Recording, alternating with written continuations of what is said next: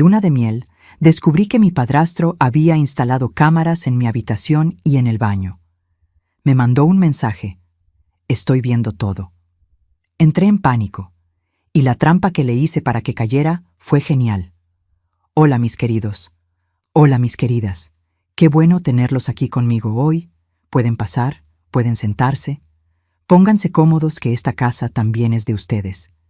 Yo soy Elena Cordero de los Santos. Tengo 72 años bien vividos y vivo aquí en Aguascalientes, en una casita acogedora que está cerquita de las termas. Nací y me crié aquí mismo, en esta ciudad bendecida por las aguas calientes.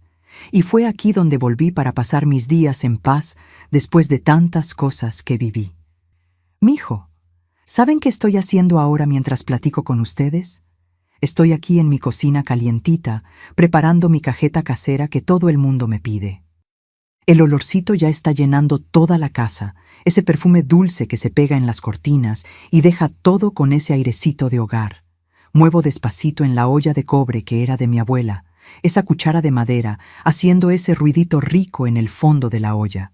Aprendí a hacer esta cajeta con mi mamá, cuando yo todavía era una niñita chiquita que apenas alcanzaba la estufa. Ella me ponía en un banquito de madera y me decía: pon atención, Elena, porque un día vas a necesitar saber hacer las cosas con tus propias manos. Empecé a vender mi cajeta después de que me jubilé. Saben, no es por necesidad, no, gracias a Dios, pero me hace bien tener una ocupación, tener gente viniendo aquí a casa, platicando, llevándose un frasquito para la familia. Todos los sábados por la mañana, mi cocina se vuelve un punto de encuentro. Hay gente que viene de lejos solo para buscar la cajeta y quedarse unos minutitos platicando conmigo. Yo envuelvo cada frasquito con cariño, le pongo un listoncito rojo y lo entrego en las manos con todo el amor. Mis nietos adoran ayudarme. Se quedan aquí en la mesa de la cocina pegando las etiquetitas que hacemos en su computadora, todo bonito, con mi nombre y el teléfono. La casa aquí es sencilla, pero es acogedora. Tengo mis plantitas en el portal, mis trapos de cocina bordados que yo misma hago y ese sillón de la sala que ya está medio hundido de tanto nieto brincando. Pero no lo cambio por nada. En la pared de la sala están las fotos de toda la familia. Mis 3 hijos, mis 6 nietos, mi esposo Felipe, que está aquí a mi lado hace 50 años. Es una vida buena, mijo. Una vida tranquila que conquisté después de mucha lucha. Y mira, antes de que yo continúe contando mi historia, quería pedirles un favorcito a ustedes que me están viendo ahora. Si les está gustando escucharme, denle clic a ese botoncito de me gusta ahí abajo para mí, ¿sale? Y suscríbanse al canal Memorias de las Abuelas. Aprieten la campanita, porque tengo tantas historias para contar todavía. No se las van a querer perder, se los garantizo. Y cuéntenme aquí en los comentarios de qué ciudadcita me están viendo. ¿De qué rinconcito de México o hasta de fuera de México me están dando esta alegría de escucharme? Y cuéntenme también qué horas son ahí donde están. ¿Agarraron este video tempranito con el café humeando en la mesa? ¿O es por la tarde, después de la comida, en esa horita de descanso? ¿O ya es de noche cuando la casa está quietecita? Yo leo todos los comentarios, cada uno de ellos, y me pone tan feliz saber que hay gente de México entero y hasta de otros países que se toman un tiempito del día para sentarse y escuchar a esta abuelita aquí. Cuéntenme, ¿sí? Vamos a hacer una cadena de cariño que atraviesa ciudades, estados y hasta océanos. Ahora, mis queridos, necesito contarles una historia que cargo hace mucho tiempo. Una historia que comienza allá en mi juventud, cuando tenía 22 años y estaba en los preparativos de mi boda. Una historia sobre confianza quebrada, sobre un momento que debería ser el más feliz de mi vida, pero que se transformó en una pesadilla. Pero también es una historia sobre inteligencia, sobre valentía y sobre cómo a veces tenemos que ser más listos que aquellos que intentan hacernos mal. Para entender bien lo que pasó, necesito volver allá al principio, cuando yo todavía era una niñita chiquita aquí en Aguascalientes. Mi papá se llamaba Guillermo Cordero, un hombre alto, de manos grandes y callosas, que trabajaba como maestro de obras aquí en Aguascalientes. Él construía casas bonitas para los turistas que venían por las aguas termales, pero nosotros vivíamos en una casa sencilla de 3 cuartos atrás de la iglesia del centro. Me acuerdo del olor a cemento que traía a casa en la ropa, de cómo me levantaba en brazos, aunque estuviera cansado y sucio de obra, y de esa risa gruesa de él que llenaba la casa de alegría. Yo tenía solo 7 años cuando él se subió a un andamio que se dio. Fue un sábado por la tarde, a finales de 1960. Mi mamá, doña Hortensia, quedó viuda a los 32 años con 3 hijos chiquitos para criar. Éramos yo, mi hermana mayor Ivette, que tenía 11 años, y mi hermanito Gerardo, que tenía apenas 4 añitos. Nuestra casa era de esas bien antiguas de Aguascalientes, con piso de duela corrida que rechinaba cuando caminábamos descalzas, teja que calentaba demasiado en el verano y una cocina con estufa de leña que mi mamá encendía todos los días antes de que saliera el sol. Teníamos un patiecito chiquito, donde mi mamá sembraba quelites, chiles y unas matas de jitomate. En el fondo había un árbol de guayaba que daba fruta dulcecita todo el año, y era debajo de ese árbol que yo y mis hermanos jugábamos a la casita, a las escondidillas, a brincar el avión rayado en el piso de tierra. Mi mamá era costurera. Después de que papá murió, transformó la salita del frente en taller. Compró una máquina Singer de segunda mano y pasó a coser para afuera. Vestido de fiesta, ropa de bautizo, hasta uniforme de escuela hacía. Yo me quedaba sentadita en el piso viéndola pisar esa máquina, el ruidito rítmico que me daba sueño, los pedazos de tela colorida que me daba para hacer muñequitas. Ivette ayudaba cuidando a Gerardo y haciendo de comer, porque mi mamá se quedaba ahí cosiendo de la mañana hasta la noche, con esos deditos delgados, llenos de piquetitos de aguja. La vida era difícil, mijo, pero era una dificultad honesta, ¿saben? Comíamos frijoles con arroz y huevo todos los días. A veces ni había la guisada, pero había amor. Estábamos juntos. Yo iba a la escuela municipal por la mañana, volvía a la hora de la comida y por la tarde ayudaba a mi mamá, metiendo hilo en las agujas, porque su vista ya estaba cansada. Por la tardecita, nos sentábamos en el escalón de la puerta del frente, viendo el movimiento de la calle, los vecinos pasando, el paletero con ese carrito ruidoso, las muchachas yendo al rosario en la iglesia. Yo tenía mis amiguitas de la escuela, la Teresita, la Nadia, la Zuleima, y jugábamos a la rueda en la placita, con muñecas de trapo, a cantar esas canciones antiguas que hoy en día ya nadie sabe. Fin de semana, cuando había unos centavitos, mi mamá nos llevaba a tomar un baño en las termas públicas. Entrábamos en esa agua calientita que olía a azufre y nos quedábamos horas ahí porque era gratis y era el único paseo que podíamos hacer. Fue un domingo de 1963. Yo tenía 10 años que mi mamá llegó a casa con un hombre a su lado. Era después de la misa de las 10 y ella venía con una sonrisa diferente en la cara, medio penosa. «Niños», dijo, «este es el señor Rogelio Medina. Él es ingeniero, trabajaba con su papá en la misma constructora». Rogelio era un hombre elegante, bien más alto que mi mamá, cabello peinado con brillantina, ropa siempre planchadita, zapato boleado. Tenía un bocho azul nuevecito que estacionó enfrente de la casa y que llamó la atención de toda la vecindad, porque ahí en esa calle nadie tenía carro.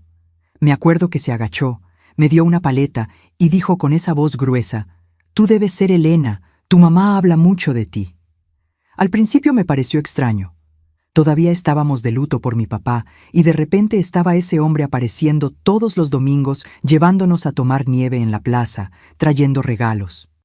Pero mi mamá estaba diferente, estaba más ligera, se reía más, y por primera vez desde que papá murió, la vi usando labial. Ivette desconfiaba, me decía bajito, «Ese hombre apareció muy rápido, Elena. ¿Qué interés tiene en mamá? Ella no tiene nada». Pero yo era niña, quería ver a mi mamá feliz.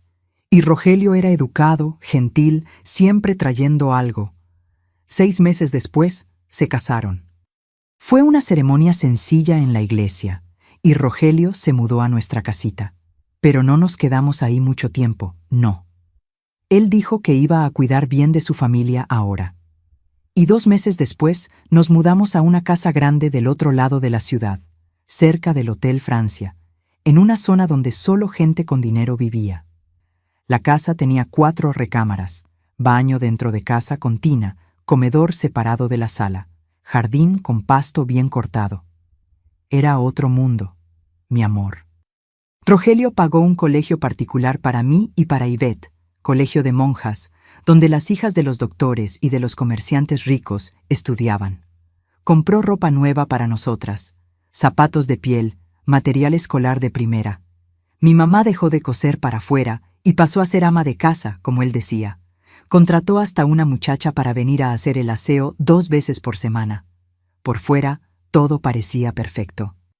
La familia pobre que había tenido suerte, la viuda que había encontrado un príncipe encantado. Pero dentro de casa, poco a poco, empecé a darme cuenta de cosas. Rogelio era controlador. Él decidía todo. ¿Qué ropa iba a usar mi mamá? ¿Qué comida iba a haber en la mesa? ¿Qué programa íbamos a ver en la televisión nueva que compró? Él no gritaba, no pegaba, pero tenía una manera de hablar que helaba la espina, ¿saben? Una voz bajita, calmada, pero llena de amenaza. Hortensia, esa falda está muy corta para una mujer casada. Ve a cambiarte. Elena, las niñas decentes no andan en la calle hasta esta hora. Métete ya para adentro. Mi mamá, que antes era firme y decidida, se fue poniendo chiquita, callada. Ivette se salió de casa en cuanto cumplió 18, se fue a vivir con una tía a Guadalajara y casi no volvía a visitar. Y yo, pues, yo fui creciendo en esa casa bonita, pero fría, estudiando en el colegio caro, usando ropa de marca, pero sintiendo que algo estaba mal, muy mal, solo que no sabía bien qué. Los años fueron pasando, mis queridos, y me fui volviendo señorita ahí, dentro de esa casa grande. Terminé el colegio de las monjas en 1971, cuando cumplí 18 años, y Rogelio ya tenía todo planeado. Iba a hacer la carrera de pedagogía en la Universidad Autónoma. «Vas a ser maestra, Elena», decía con esa sonrisa que no llegaba a los ojos. Profesión digna para una señorita de familia. Mi mamá estaba de acuerdo con todo lo que él decía, siempre bajando la cabeza, siempre calladita. Pero fue justamente en la universidad que conocí la libertad y conocí a Felipe. Felipe Augusto de los Santos era un muchacho alto, delgado, de lentes redonditos, que hacía ingeniería eléctrica y trabajaba medio tiempo en un taller de radio y televisión. Nos topamos en la cafetería de la universidad una tarde de marzo de 1972. Yo había tirado mi charola sin querer y él me ayudó a juntar todo del piso. «Déjame que yo lo recojo», dijo con ese modo gentil. Y cuando nuestros ojos se encontraron, mi corazón dio un brinco diferente. Empezamos a platicar todos los días en la cafetería. Él me contaba sobre las máquinas que arreglaba, sobre los circuitos eléctricos, sobre cómo la tecnología estaba cambiando el mundo. Yo no entendía ni la mitad de lo que hablaba, pero me encantaba escuchar. Me encantaba ver el brillo en sus ojos cuando explicaba las cosas. Felipe era de familia sencilla. Vivía con sus papás en una colonia obrera, y eso me hacía sentir cerca de mis raíces, de esa casita donde mi papá Guillermo todavía vivía en mis recuerdos. 3 meses después, me pidió que fuéramos novios debajo de un árbol de jacaranda que había en el patio de la facultad. Fue en junio, el día de San Antonio. Y le dije que sí, con el corazón latiendo fuerte, pero ahí vino el problema. Tenía que contarle a Rogelio. Me acuerdo como si fuera hoy del día que llevé a Felipe a cenar a casa. Mi mamá hizo un mole poblano bien rico, arroz soltito, unos frijolitos de la olla. Felipe llegó de camisa planchada, el cabello peinado con cuidado, un ramo de flores para mi mamá. Estaba nervioso, pobrecito, sudando frío. Rogelio se quedó sentado en la cabecera de la mesa, cortando la carne despacito, haciendo preguntas que parecían inocentes, pero estaban llenas de veneno. «Y dime una cosa, muchacho. ¿Tu familia tiene propiedades?», preguntó, masticando despacio. Felipe respondió educado. «No, señor. Mi papá es metalúrgico. Mi mamá es ama de casa. Vivimos de renta». El silencio que cayó en la mesa fue pesado. Rogelio se limpió la boca en la servilleta. Me miró con esa mirada que ya conocía tan bien, la mirada de quien estaba desaprobando, pero no iba a decir en el momento, y sonrió. Entiendo. Un muchacho trabajador. Muy bien. Pero después, cuando Felipe se fue, Rogelio me llamó a su estudio. Era un cuarto cerrado donde guardaba planos de obra, libros de ingeniería y que nadie podía entrar sin permiso. Se quedó parado frente a la ventana, de espaldas a mí, las manos cruzadas atrás del cuerpo. «Elena», empezó con esa voz calmada y helada. «Sabes que yo solo quiero lo mejor para ti, ¿verdad? Yo te crié como hija, pagué tus estudios, tu ropa, todo». Me quedé parada cerca de la puerta, el corazón acelerado. «Lo sé, señor Rogelio, y estoy muy agradecida». Él volteó hacia mí y había algo en sus ojos que me dio escalofríos. «Ese muchacho no tiene futuro, no tiene patrimonio. Tú mereces más. Tú mereces a alguien de tu clase social ahora». Pero yo amaba a Felipe, mi hijo. Y por primera vez en la vida enfrenté a Rogelio. Voy a seguir siendo novia de él, con su permiso o sin él. Ya soy mayor de edad. Vi su mandíbula trabarse, los ojos oscurecerse. Dio 2 pasos en mi dirección y pensé que me iba a pegar, pero solo se acercó bien cerca, tan cerca que sentía su aliento a whisky y susurró: «No sabes lo que estás haciendo, niña, pero vas a aprender». Los 2 años siguientes fueron de noviazgo firme. Felipe se graduó en 1974 y consiguió un buen trabajo en una empresa de telecomunicaciones, aquí mismo en Aguascalientes. Yo me gradué en 1975 y ya tenía trabajo asegurado en una escuela del gobierno. En abril de ese año, Felipe pidió mi mano oficialmente. Se hincó en el piso de la sala de su casa, enfrente de sus papás, y llamó a mi mamá para que estuviera presente. Fue sencillo, fue bonito, fue como siempre soñé. Marcamos la boda para julio, en la iglesia del centro. Sería una ceremonia chiquita, solo familia y amigos cercanos, y una fiesta sencilla en el salón de la iglesia. No teníamos dinero para lujos y estaba bien. Lo que importaba era estar juntos, empezar nuestra vida. Fue ahí que Rogelio cambió completamente de postura. De repente se puso apoyador. Empezó a sonreírle a Felipe, a llamarlo mijo, a ofrecer ayuda. «Sé que fui duro con ustedes», dijo una noche, sentado en el sillón de la sala, yo y Felipe en el sofá tomados de la mano. «Pero un padre necesita proteger a su hija, ¿entienden? Ahora que veo que es en serio, que se van a casar de verdad, quiero ayudar». Felipe se puso feliz con el cambio. «¿Viste, Elena? Es un buen hombre, solo estaba preocupado por ti». Pero yo, mis queridos, yo tenía un apretón en el pecho que no podía explicar. Conocía a Rogelio hace 12 años. Sabía que él nunca cambiaba de opinión así, de una hora para otra, pero no dije nada porque no quería arruinar la felicidad de mi novio. Fue 3 semanas antes de la boda que Rogelio hizo la oferta. Estábamos en la mesa cenando un viernes por la noche. Se aclaró la garganta y anunció solemnemente: «Elena, Felipe, quiero darles un regalo especial de bodas. Tengo una cabaña en las montañas, cerca de Valle de Bravo, un lugar particular, solo mío, que nadie usa. Quiero que pasen ahí la luna de miel, todo pagado, todo preparado. Es lo mínimo que puedo hacer por mi hija». Felipe abrió los ojos grandes. «Señor Rogelio, eso es demasiado. No podemos aceptar». Pero Rogelio levantó la mano interrumpiendo. «Insisto, ya está todo arreglado. La cabaña está retirada. Tiene una vista linda chimenea. Todo lo que necesitan para empezar bien la vida de casados. Se lo merecen». Me miró y les juro, mis queridos, les juro que vi algo en esa mirada que me hizo querer gritar «no». Pero, ¿cómo iba a explicar? ¿Cómo iba a decirle a mi novio que no confiaba en el hombre que me había criado, que había pagado mis estudios, que ahora estaba siendo tan generoso? Mi mamá aplaudió, animada. «¡Qué maravilla, Elena! ¡Qué suegro tan servicial le tocó a Felipe, hija!».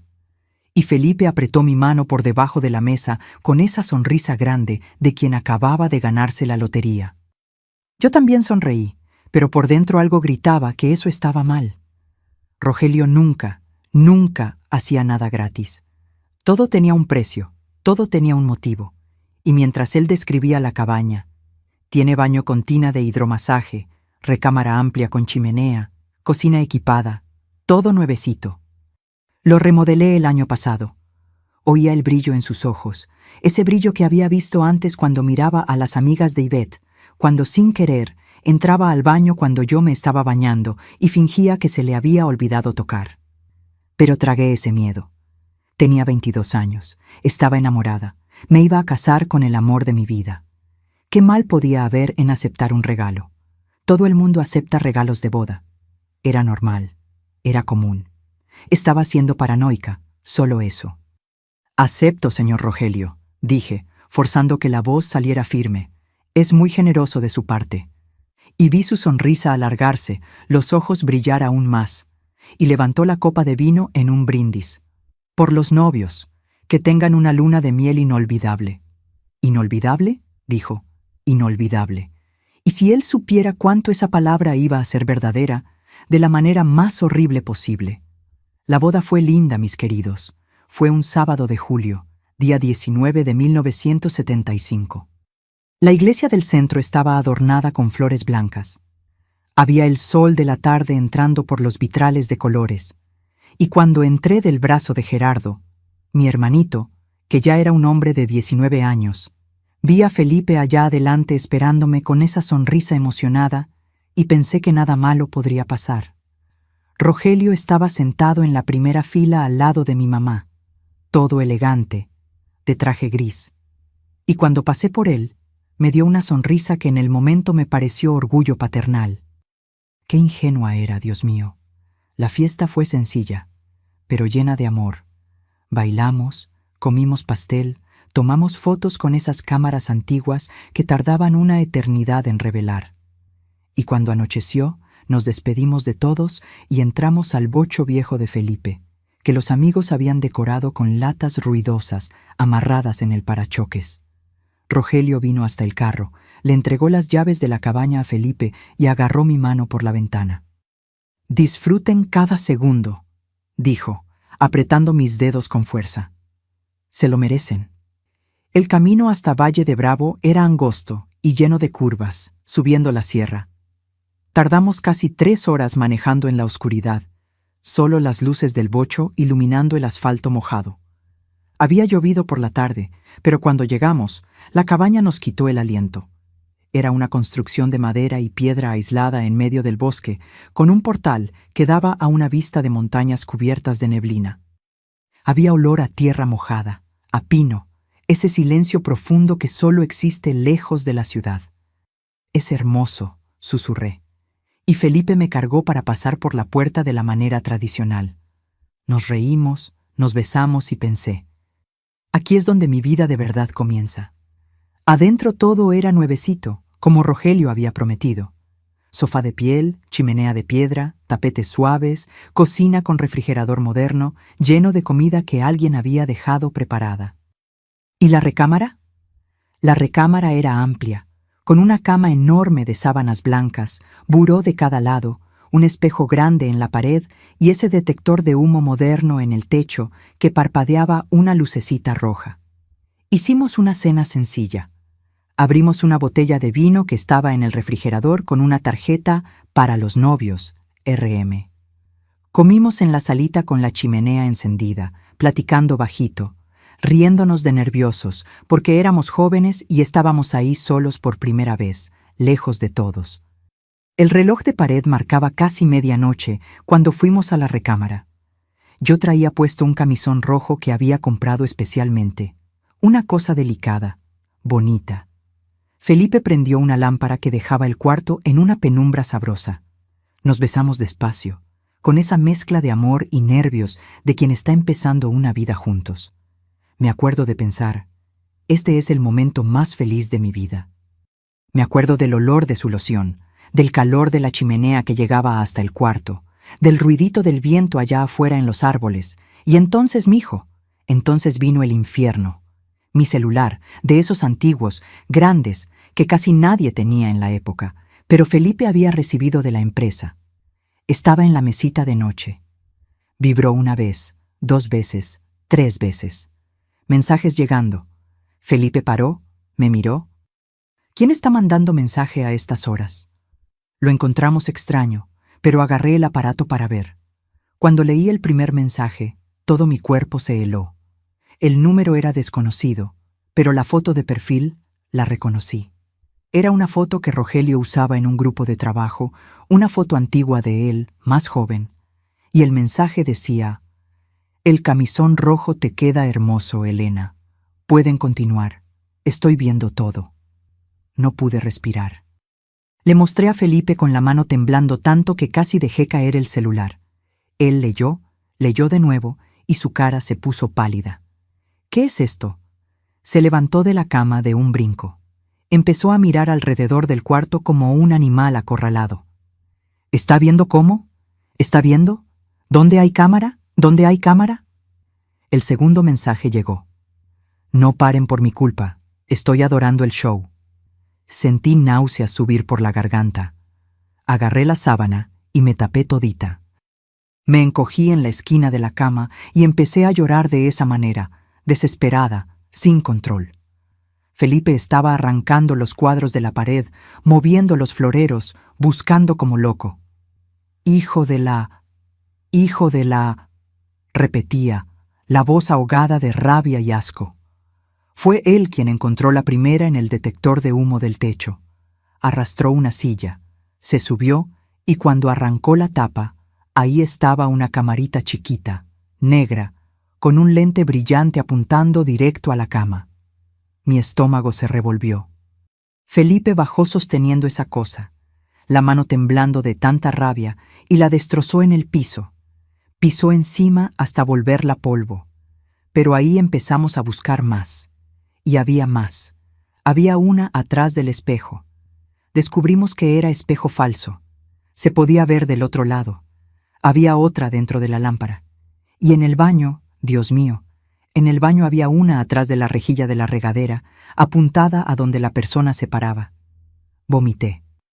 Corrí al baño y vomité hasta que no me quedó nada adentro, solo bilis amarga. Felipe vino atrás, me agarró el pelo y nos quedamos ahí en el piso frío del baño, abrazados, llorando. Me sentía sucia, mi amor, sucia como nunca me había sentido en la vida. Ese era para ser el día más especial, el momento más íntimo, más sagrado. Y ese monstruo que había llamado papá por 12 años, había transformado todo en un espectáculo particular de él. «Nos vamos ahora», dijo Felipe, intentando levantarse. «Vamos a la policía. Vamos a denunciar a ese desgraciado». Pero lo agarré del brazo, porque en ese momento, en medio de todo ese horror, un pensamiento cristalino atravesó mi mente. Si nos escapábamos ahora, Rogelio tendría tiempo de borrar todo. Él era rico, influyente, tenía conexiones. Iba a decir que estábamos locos, que estábamos inventando historias, nos iba a demandar por difamación e iba a salir impune, libre para hacerle esto a otra persona. «No», dije limpiándome la boca con el dorso de la mano. «No nos vamos a escapar». Felipe me miró como si me hubiera vuelto loca. «Elena, no podemos quedarnos aquí, no después de esto». Pero yo ya estaba pensando, ya estaba recordando todas las veces que Rogelio me había manipulado. Había manipulado a mi mamá, nos había controlado. Ya estaba sintiendo esa rabia creciendo dentro de mí, tan grande que sofocaba el miedo. «Él piensa que es listo», dije, la voz saliendo más firme. «Piensa que vamos a salir corriendo, asustados, y ahí él va a borrar las pruebas y se va a quedar riéndose de nosotros». Me levanté, me lavé la cara y me miré al espejo. Mis ojos estaban rojos de tanto llorar, pero había algo nuevo en ellos, una determinación de fierro. «Pero no nos vamos a escapar, Felipe. Le vamos a dar exactamente lo que quiere. Le vamos a dar un show. Y va a ser el último show que ese desgraciado va a ver antes de irse a la cárcel». Felipe se me quedó mirando, procesando. «¿Cómo? ¿Cómo hacemos eso?». Y fue ahí, mi amor, que empecé a armar el plan más importante de mi vida, el plan que iba a transformar el peor día en venganza. Pasamos esa noche despiertos, mis queridos, sentados en el piso frío de la sala, lejos de la recámara, que ahora parecía contaminada, sucia, profanada. Felipe había arrancado todas las cámaras que encontramos y las metió dentro de una bolsa de plástico. 4 en total, pero no estábamos seguros si eran todas. Esa cabaña entera parecía tener ojos. Ahora, cada esquina oscura, cada agujerito en la pared, cada objeto decorativo podía estar escondiendo un lente más, observándonos. Era como si las mismas paredes se hubieran vuelto enemigas, como si hasta el aire que respirábamos hubiera sido violado. Me quedé enrollada en una cobija, temblando aunque con el calor de la chimenea. No era frío del cuerpo, era frío del alma, ese tipo de frío que viene de adentro y que ninguna llama puede calentar. Mis dientes chocaban, mis manos no paraban de temblar.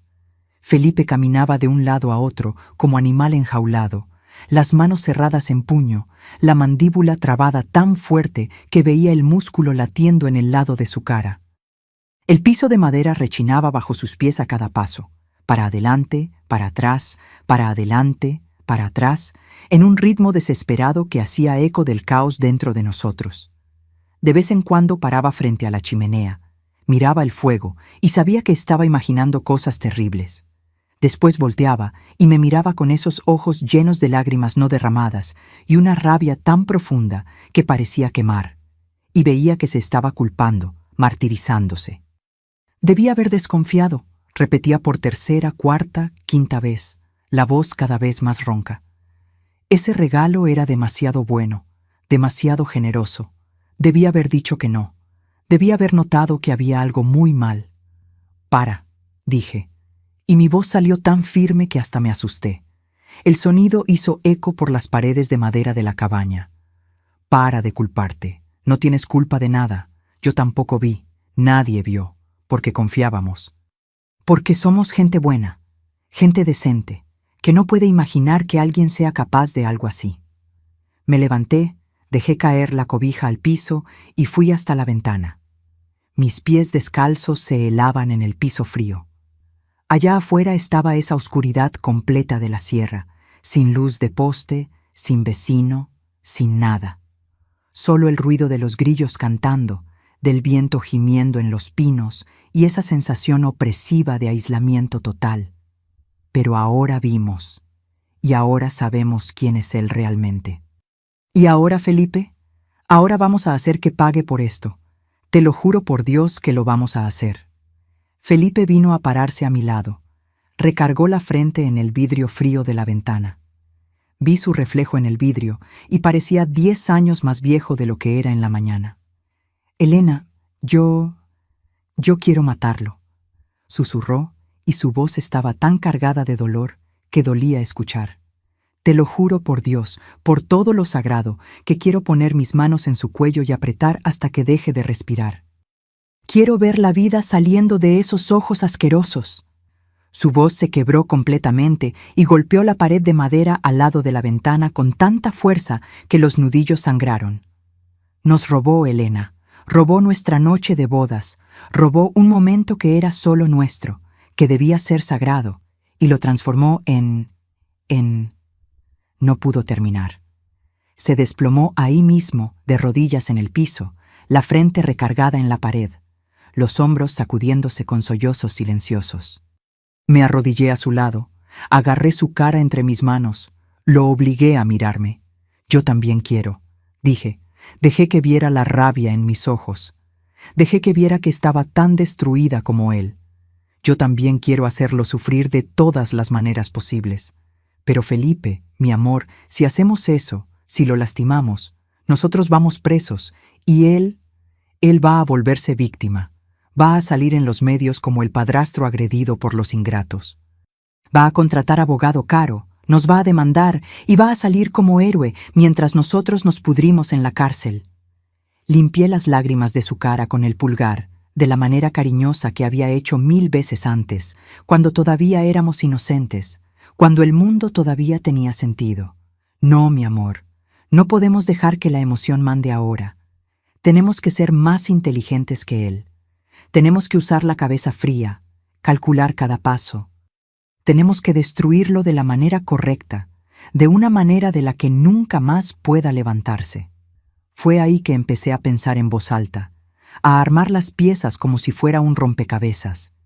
Mi cerebro, que había pasado horas paralizado por el shock y el horror, de repente empezó a funcionar con una claridad aterradora.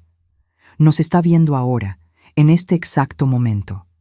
Eso significa que hay transmisión en vivo.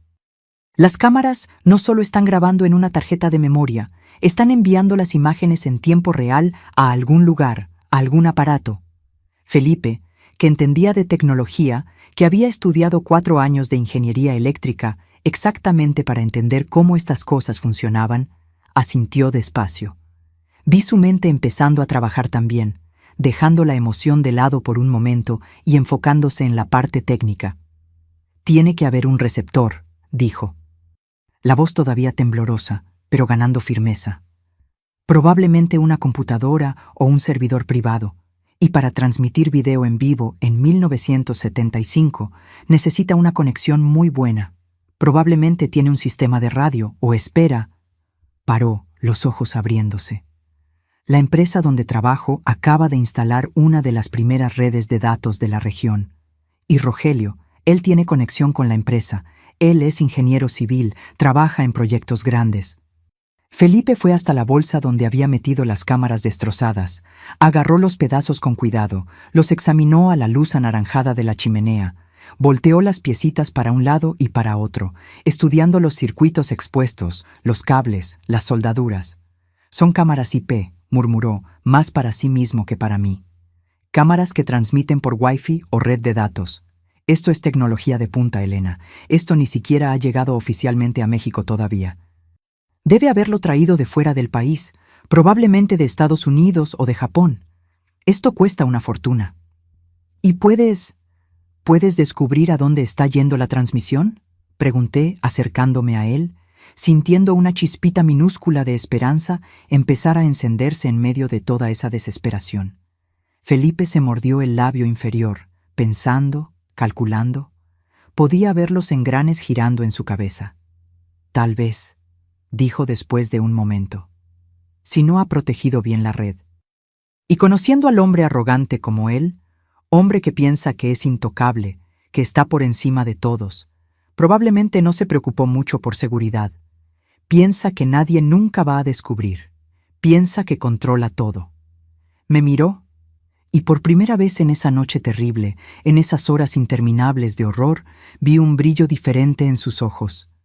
No era solo rabia, era determinación, era inteligencia trabajando.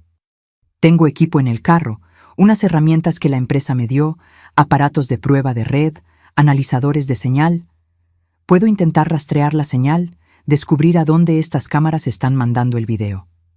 Mientras Felipe salía corriendo al bocho, que estaba estacionado enfrente de la cabaña, oí la puerta cerrarse de golpe, los pasos apresurados en el portal de madera, el rechinar del cofre abriéndose.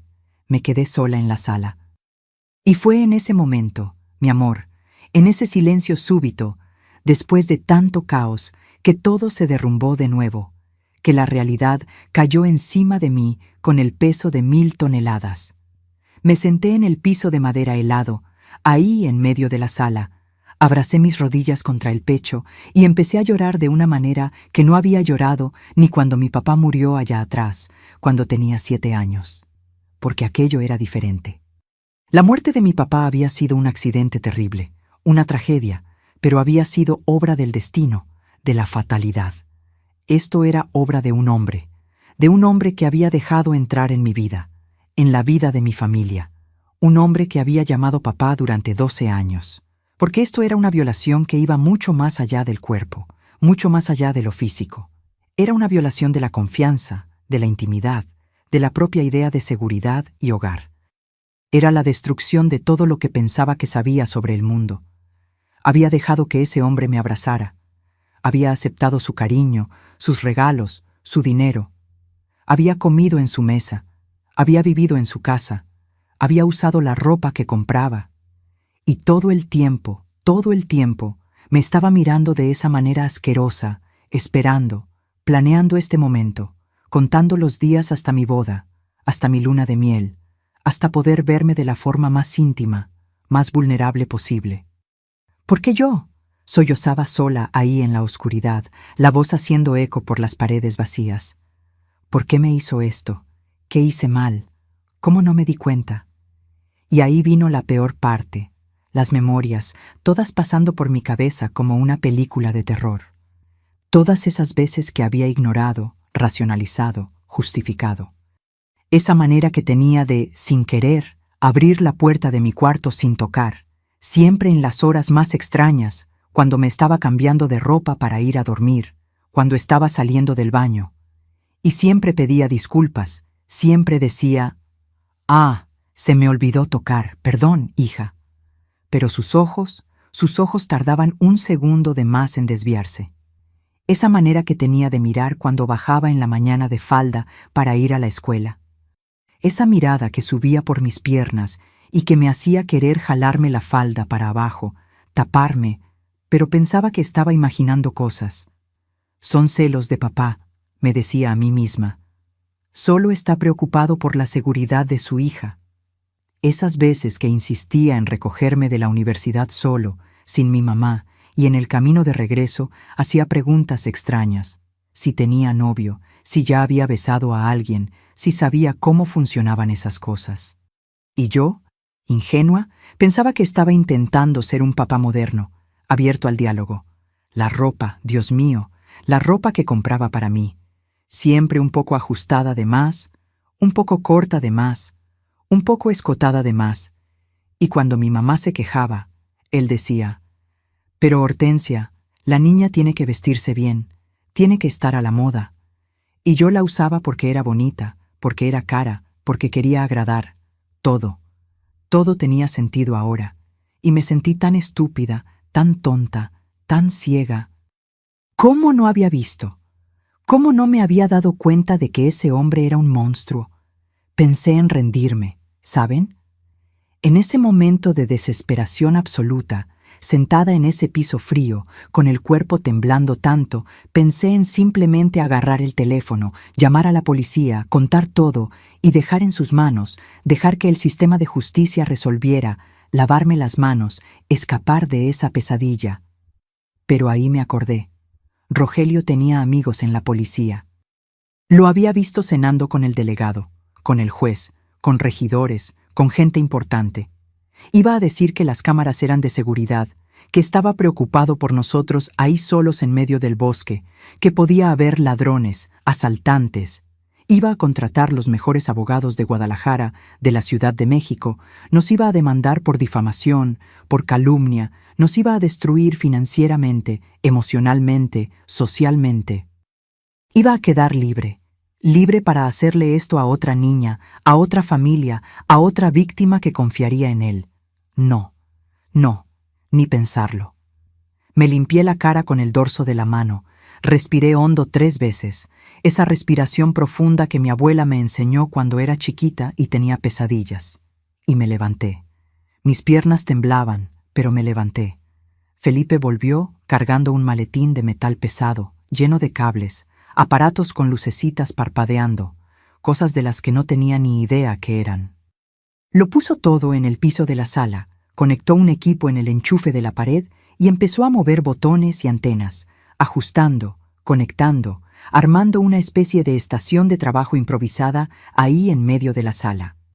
«Estoy buscando la señal de Wi-Fi de la cabaña», explicó, la voz volviendo a ese tono técnico, profesional, y me di cuenta de que se estaba agarrando de aquello, de la solución práctica, de la tecnología, del problema concreto que sabía resolver para no volverse loco de rabia e impotencia.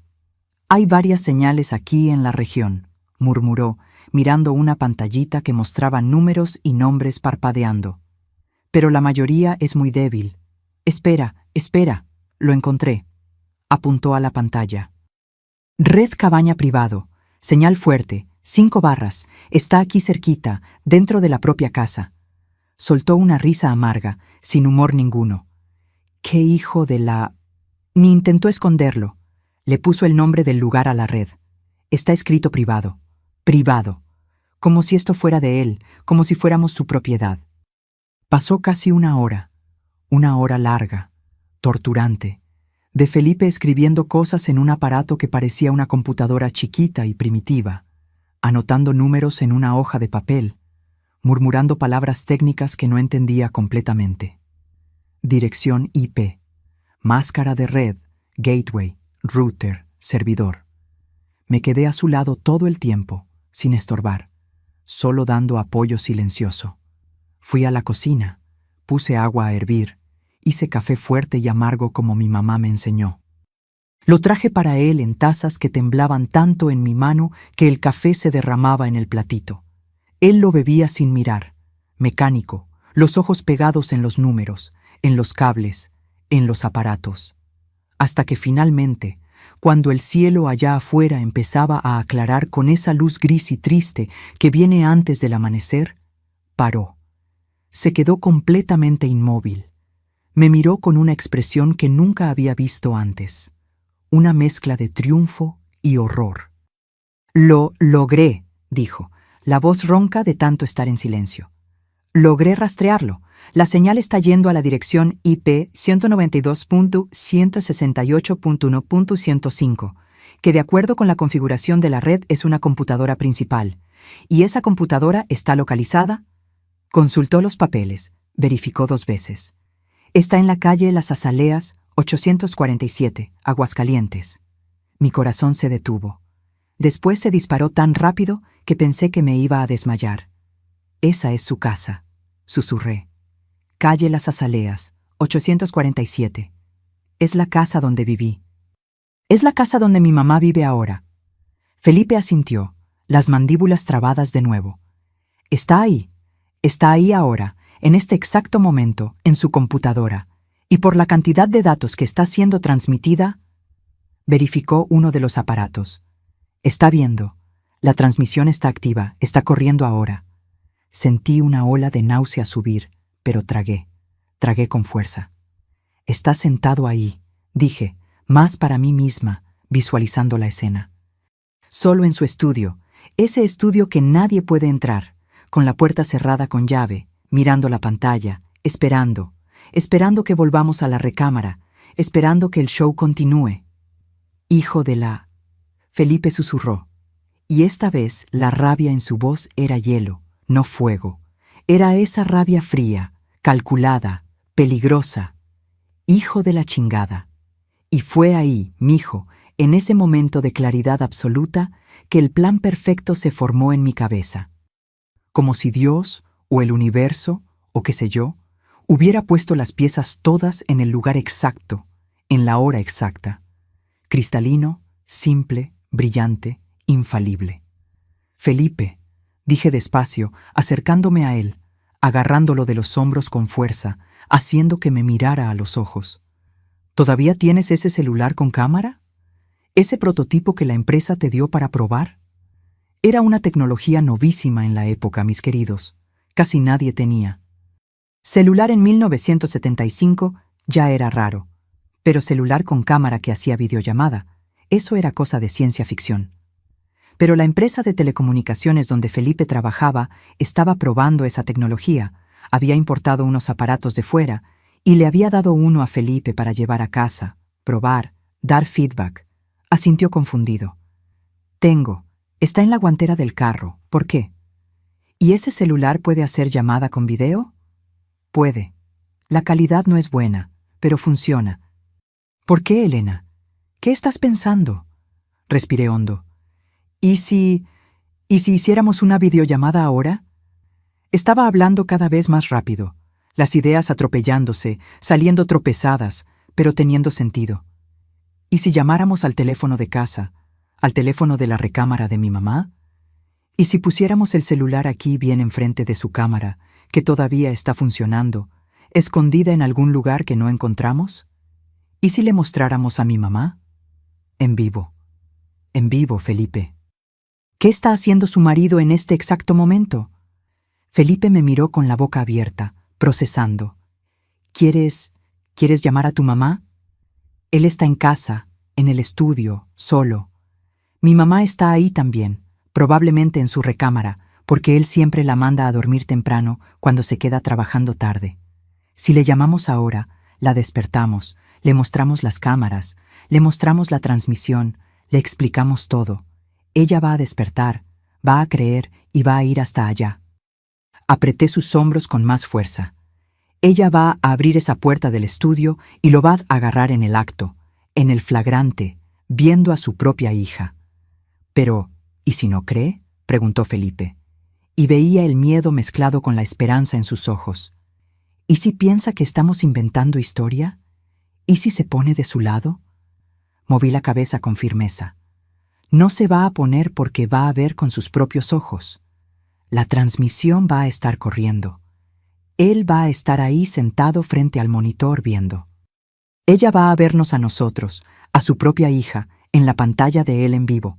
No hay manera de negar, no hay manera de mentir, no hay abogado en el mundo que pueda explicar eso. Un silencio pesado cayó entre nosotros. Felipe procesando, calculando, pensando en todas las variables. Finalmente dijo: ¿y si sale mal? Entonces denunciamos de la manera normal. Pero Felipe, esto no va a salir mal. Esto es perfecto. Vamos a usar su propia arma contra él, sus cámaras, su tecnología, su ego. Vamos a voltear el juego completamente. Felipe se me quedó mirando por un largo momento. Después asintió decidido. Voy por el celular. Mientras salía corriendo de nuevo al carro, me quedé ahí parada en medio de esa sala y sentí algo cambiar dentro de mí. El miedo todavía estaba ahí, el asco todavía estaba ahí, la sensación de violación todavía estaba ahí y sabía que iba a estar ahí por el resto de la vida. Pero ahora había otra cosa también. Había rabia, había determinación, había poder, porque ya no iba a ser víctima, iba a ser la cazadora. Felipe volvió con el celular, un aparato grande, torpe, con una cámara minúscula enfrente y una pantalla chiquita verde. Lo encendió, esperó que cargara. «Tiene batería suficiente», dijo, «y la señal aquí es buena, va a funcionar». Agarré el teléfono fijo de la cabaña, ese teléfono de disco antiguo que estaba en la mesita de la entrada. Mi mano tembló cuando empecé a marcar. El número de mi casa, el número que sabía de memoria. Cada giro del disco parecía una eternidad. Sonó, sonó, sonó. Mi corazón latía al ritmo de los tonos. Sonó de nuevo, y pensé, no va a contestar, está durmiendo profundo, esto no va a funcionar. Pero al sexto tono, alguien contestó, ¿bueno? La voz somnolienta, confundida, asustada de mi mamá. «Elena, Dios mío, ¿qué horas son? ¿Qué pasó? ¿Están bien? ¿Están bien ustedes?» Y yo, con la voz más firme que pude sacar de las profundidades de mi alma en ese momento, respiré hondo y dije, «Mamá, mamá, necesito que me escuches con mucha atención y necesito que confíes en mí como nunca has confiado en la vida. Lo que te voy a mostrar ahora, lo que te voy a contar, va a cambiar todo. Todo, mamá. Pero necesito que seas fuerte. ¿Puedes hacer eso por mí?» Del otro lado de la línea oí a mi mamá respirar hondo, intentando despertar completamente, intentando entender por qué su hija estaba llamando a esas horas de la madrugada. «Elena, me estás asustando, hija. ¿Qué pasó? ¿Tuvieron un accidente? ¿Alguien se lastimó?» «No, mamá, estamos bien físicamente. Pero mamá, necesito contarte algo y necesitas confiar en mí ciegamente». Miré a Felipe, que había encendido el celular con cámara y estaba ajustando el ángulo, apuntando a donde pensábamos que todavía había una cámara escondida. «Rogelio, tu marido, instaló cámaras aquí en la cabaña. Cámaras escondidas en la recámara, en el baño. Nos está viendo, nos está espiando». El silencio del otro lado fue tan profundo que pensé que la llamada se había caído. Después vino su voz bajita, temblando. «¿Qué? Elena, ¿qué estás diciendo? Eso no tiene sentido. ¿Por qué haría algo así?» «Mamá, encontré 4 cámaras. Felipe rastreó la señal. La transmisión está yendo a la computadora de su estudio. Está ahí ahora, en este exacto momento, viendo». Mi voz se quebró, pero me forcé a continuar. Me mandó mensaje. Dijo que estaba viendo todo. Él convirtió nuestra luna de miel en un show particular. Oí a mi mamá sollozar del otro lado. Un sonido bajito, ahogado, como si se hubiera puesto la mano en la boca. No, no, eso no puede ser verdad. Elena, ¿estás segura? Puede ser error, puede ser... Mamá, hablé más alto, más firme. Tengo las cámaras aquí en mi mano. Felipe rastreó la señal de internet. No es error, no es malentendido, es real. Y necesito que me ayudes a probar esto. Necesito que vayas hasta su estudio ahora. Va a negar, Elena. Va a decir que estoy loca, que tú estás inventando. No, si lo agarras en el acto.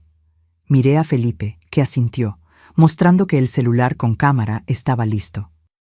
Mamá, voy a hacer una videollamada contigo. Voy a mostrarte las cámaras. Voy a mostrarte que estamos aquí y tú vas a llevar el celular hasta su estudio. Vas a abrir esa puerta y lo vas a ver viendo a su propia hija en la pantalla. ¿Puedes hacer eso? ¿Puedes ser lo suficientemente fuerte para hacer eso? Otro silencio largo. La oí respirar. Oí el rechinar de su cama cuando se levantó. ¿Está en el estudio ahora?, preguntó y su voz había cambiado. Se había puesto más dura, más fría. Sí, la transmisión está activa, confirmó Felipe. Entonces llámame a ese celular nuevo que me diste en Navidad. El que tiene cámara, voy a agarrarlo. Y en ese momento, mis queridos, sentí un orgullo inmenso de mi mamá, porque podía ser sumisa con Rogelio. Podía haberse dejado controlar por todos esos años, pero cuando se trataba de proteger a su hija, era una leona. Felipe marcó el número del celular de mi mamá y en segundos su imagen apareció en la pantallita verde, su cara iluminada por la luz de la lámpara del buró, los ojos rojos pero determinados. «Muéstrame», dijo, «muéstrame las cámaras». Felipe apuntó la cámara de su celular a los pedazos de las cámaras que habíamos destrozado. Mostró los circuitos, los lentes, los cables. Después apuntó al techo, donde una todavía estaba entera, escondida en una lámpara que no habíamos revisado. La lucecita roja parpadeaba en la oscuridad. Mi mamá se llevó la mano a la boca, los ojos llenándose de lágrimas. «Dios mío del cielo», susurró. «Dios mío del cielo, ¿qué hice? ¿Qué dejé entrar en mi casa? No es tu culpa, mamá. Nada de esto es tu culpa, pero ahora puedes acabar con esto. Ahora puedes hacer lo correcto». Vi a mi mamá limpiarse las lágrimas, endurecer la cara y levantarse de la cama. Estaba en camisón, el cabello suelto, descalza. «Voy a bajar», dijo, la voz temblando pero firme. «Voy hasta el estudio y voy a abrir esa puerta». «Deja la cámara encendida», instruyó Felipe. «Necesitamos ver todo, necesitamos que quede grabado». Vimos por la pantallita minúscula mientras mi mamá bajaba la escalera de la casa, esa escalera que había subido y bajado miles de veces. El celular se movía en su mano, mostrando el pasillo oscuro, las fotos en la pared, la alfombra que amortiguaba sus pasos. Caminaba despacio, silenciosa, como un fantasma. Cuando llegó a la puerta del estudio, paró. Podíamos ver la puerta de madera oscura, esa puerta que siempre estaba cerrada con llave, ese espacio sagrado de Rogelio que nadie podía invadir. Había una rendija de luz debajo de la puerta. Él estaba ahí dentro, despierto, como Felipe había dicho. «Está cerrada con llave», susurró mi mamá. «La puerta está cerrada por dentro». «Toca», dije. «Toca fuerte». Mi mamá tocó 3 veces, autoritario. Del otro lado, oímos un ruido de silla raspando, pasos apresurados, la voz irritada de Rogelio. «Hortensia, ¿qué pasó? Estoy trabajando». «Abre esta puerta ahora», dijo mi mamá, y su voz no tenía nada de sumiso. «Abre ahora». «¿Pero qué te dio, mujer? ¿Estás loca? Son las 4:00 de la mañana». «Abre esta puerta inmediatamente o la tiro». Un silencio. Después el sonido de la llave girando en la cerradura. La puerta se abrió y Rogelio apareció en bata, el cabello despeinado, los ojos abiertos de susto y culpa. «¿Qué pasó? ¿Por qué estás gritando?» Pero mi mamá no respondió. Lo empujó a un lado y entró al estudio. Y la cámara del celular captó todo. Captó el escritorio grande de madera, los papeles regados, los planos de obra y en la esquina, brillando en la penumbra, la pantalla de una computadora moderna, carísima, que seguramente había costado una fortuna. Y en la pantalla, mijo, en la pantalla estábamos yo y Felipe en vivo, sentados en la sala de la cabaña, mirando a la cámara, iluminados por la luz de la chimenea. La imagen era en blanco y negro, pero era nítida, era innegable. «¿Qué es esto?», preguntó mi mamá, la voz saliendo baja, peligrosa. «¿Qué estás haciendo, Rogelio?». Rogelio se puso blanco, intentó ponerse entre mi mamá y la computadora, intentó cerrar la pantalla. «No es lo que estás pensando. Yo instalé cámaras de seguridad en la cabaña solo para garantizar que estuvieran seguros, que no hubiera ladrones, asaltantes». «¿Seguridad?». Mi mamá gritó y nunca la había oído gritar de esa manera en la vida. «¿Cámara de seguridad en su recámara, en su baño? ¿Piensas que soy idiota?». Felipe apuntó nuestro celular a la cámara, que todavía estaba activa en el techo, haciendo que nuestra imagen apareciera en la pantalla de la computadora de Rogelio en tiempo real. Y mi mamá vio la conexión, vio la prueba viva, innegable, sucediendo frente a sus ojos. «Hortensia, escucha». Rogelio intentó, extendiendo la mano, esa voz melosa que siempre usaba para manipular, pero esta vez no funcionó. Mi mamá le dio una cachetada tan fuerte que el sonido hizo eco por el celular. «No me toques, nunca más, nunca más». Volteó hacia el celular, hacia sus ojos encontrando los míos, a través de esa conexión frágil de tecnología primitiva. «Elena, hija, salgan de ahí ahora, vengan a casa, voy a llamar a la policía». «No», Rogelio gritó, intentando agarrar el celular de su mano. «No puedes, no tienes derecho, esta es mi casa, yo...». Pero mi mamá se alejó, mantuvo el celular lejos de él. «¿Tu casa? ¿Tu casa?». «Esta casa fue comprada con el dinero que mi primer marido dejó, que me convenciste de usar para invertir. Esta casa es mía y te vas a salir de aquí ahora». Fue ahí que vi al Rogelio de verdad por primera vez, sin la máscara, sin el barniz de hombre educado, de padrastro servicial. Su cara se contorsionó en una mezcla de rabia y desesperación. «No tienes idea de lo que estás haciendo, Hortensia. Si me denuncias, te llevo contigo.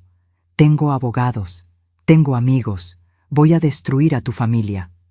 «Puedes intentar», dijo mi mamá, y levantó el celular, mostrando que todo había sido grabado.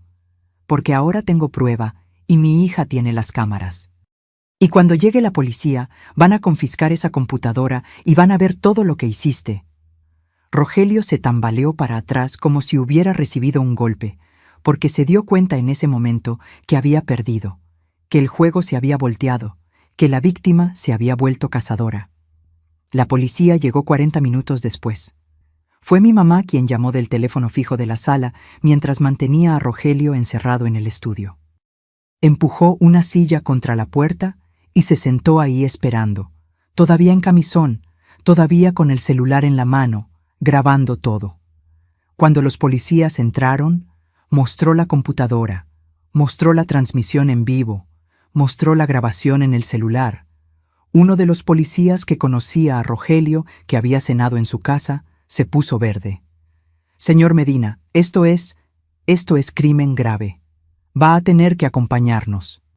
Rogelio intentó argumentar, intentó usar los contactos, intentó ofrecer dinero, pero no sirvió de nada porque había demasiada prueba, había demasiada tecnología, había cámara filmando cámara, había transmisión en vivo, había mensajes en el celular. Se lo llevaron esposado. Confiscaron la computadora, confiscaron los equipos, sellaron el estudio como escena del crimen. Y mi mamá fuerte, se quedó ahí viendo todo de pie, sin llorar, hasta que el patrulla desapareció en la esquina, llevándose a ese monstruo. «Pueden regresar a casa ahora, hija», dijo por el celular, la voz finalmente quebrándose. Se acabó. Y regresamos. Manejamos esas 3 horas de carretera en silencio, viendo el sol salir sobre las montañas, agarrados uno del otro, llorando y riendo al mismo tiempo, porque se había acabado, habíamos ganado. 50 años pasaron desde esa noche, mis queridos. 50 años que volaron y al mismo tiempo parecen toda una vida. Hoy tengo 72 años, vivo aquí en Aguascalientes. Volví a mi ciudad natal y nunca más salí. Y puedo decir que construí una vida buena, una vida de paz.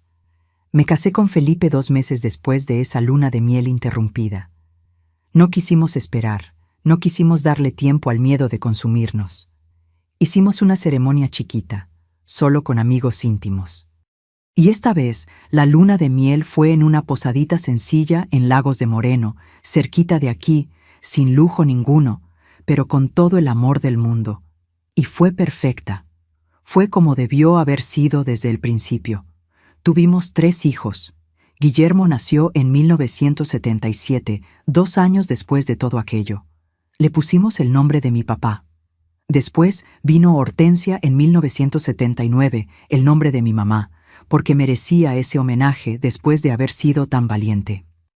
Y el más chico, Gerardo, nació en 1982 con el nombre de mi hermano. Los 3 crecieron fuertes, sanos, amados. Ninguno de ellos nunca sufrió lo que yo sufrí.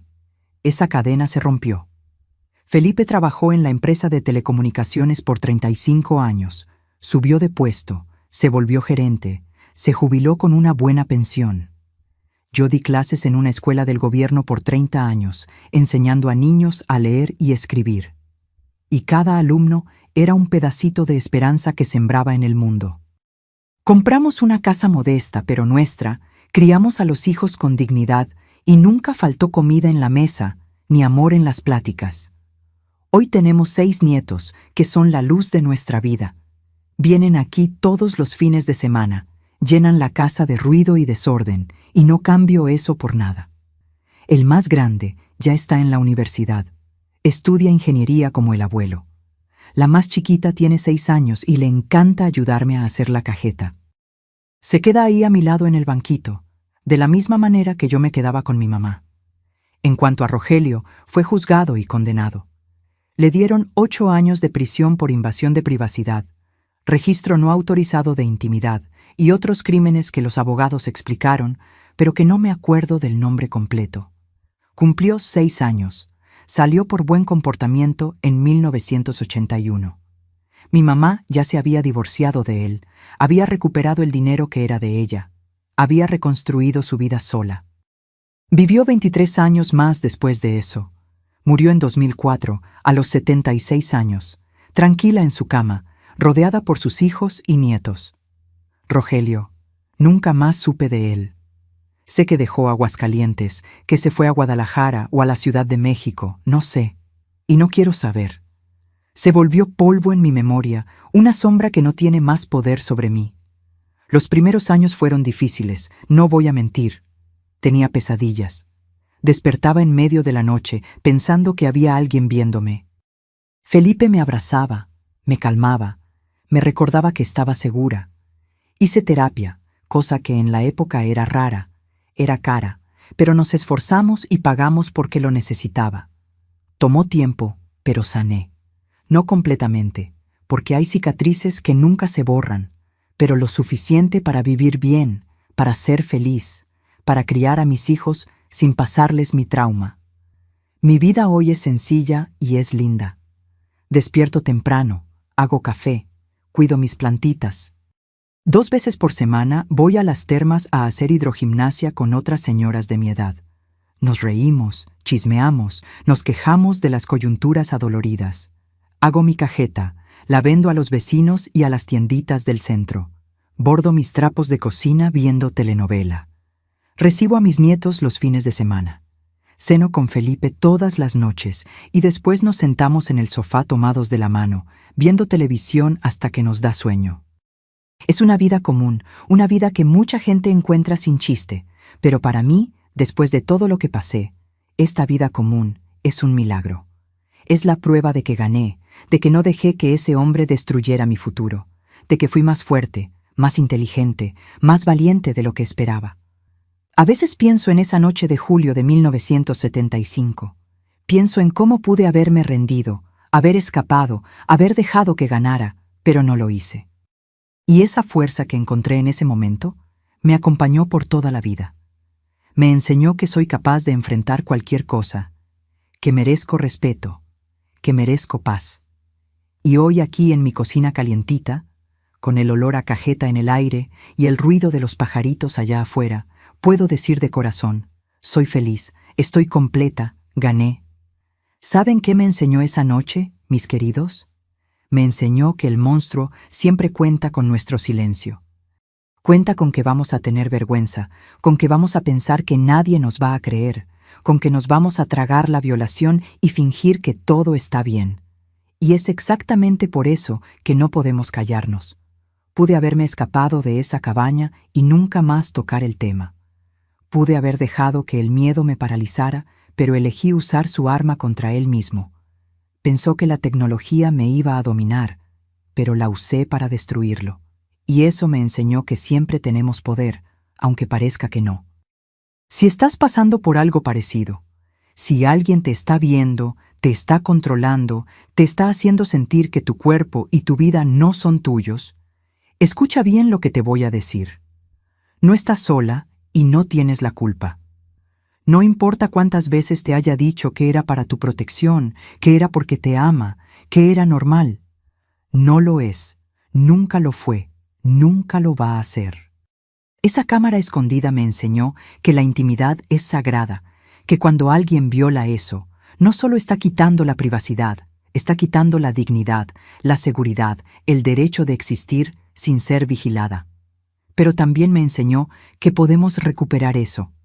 Puede tardar años, puede dejar cicatriz, pero lo recuperamos. Aprendí que confiar de nuevo es posible. Me casé con Felipe, tuve hijos, construí una familia. Las cámaras no ganaron, Rogelio no ganó, yo gané. Y tú también puedes ganar. Busca ayuda. Habla con alguien en quien confíes.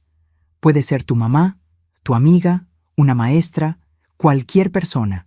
En tu país, busca las autoridades de protección, los servicios de apoyo a víctimas. Existen y te van a escuchar.